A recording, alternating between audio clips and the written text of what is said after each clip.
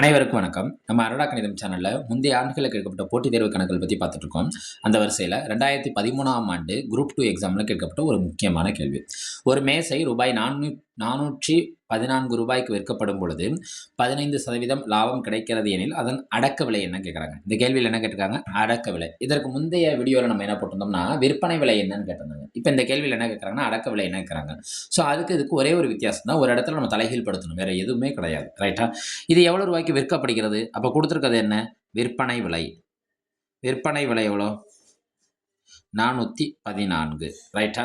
எத்தனை பர்சன்டேஜ் லாபம் அடைஞ்சிருக்காங்க இந்த வித்தப்ப? லாபம் 15%. அப்போ அவங்க என்ன கேட்குறாங்கன்னா அடக்க விலை கேட்குறாங்களா? அப்போ அடக்க விலைக்கு என்ன ஃபார்முலானா, விற்பனை விலை கொடுத்து அடக்க விலை கேட்டால் என்ன செய்யணும்? 100 மேலே வந்துடும், டிவைடட் பை 100 ப்ளஸ் அவங்க அடைஞ்ச லாப சதவீதம் கீழே வந்துடும், பெருக்கல் விற்பனை விலை. விற்பனை விலை. அப்போ 100 டிவைடட் பை 100 ப்ளஸ் எத்தனை பர்சன்டேஜ் லாபம் அடைஞ்சிருக்காங்க? 15% லாபம் அடைஞ்சிருக்காங்க. எவ்வளோ ரூபாய்க்கு விற்றுருக்காங்க? 414க்கு விற்றுருக்காங்க. ரைட்டா?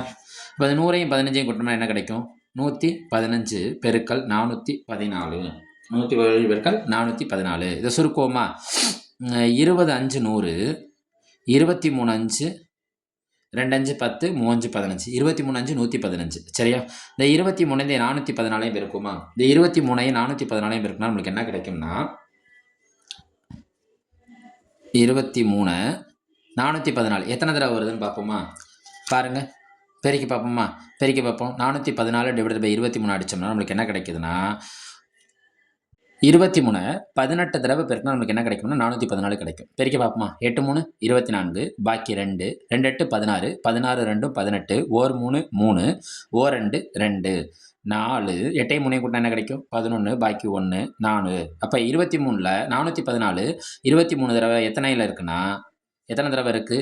18 தடவை இருக்குது. 18 23 சேர்ந்தால் நம்மளுக்கு என்ன கிடைக்கும்னா 414 ரூபா கிடைக்கும். அப்போ 20 பெருக்கல் 18 பெருக்கோமா? இதில் இருக்க ஜீரோவை மறந்துடுங்க.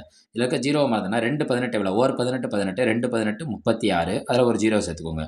அப்போ அந்த பொருளோட அடக்க விலை எவ்வளோவா இருந்திருக்குன்னா அடக்க விலை நம்மளுக்கு என்ன கிடச்சிருக்கு பாருங்கள். அடக்க விலை 360 ரூபா. அப்போ கொடுத்துருக்க ஆப்ஷனில் ஆப்ஷன் டியை குறிக்கும். கொடுத்துருக்க ஆப்ஷனில் ஆப்ஷன் எதை குறிக்கும்? டியை குறிக்கும்.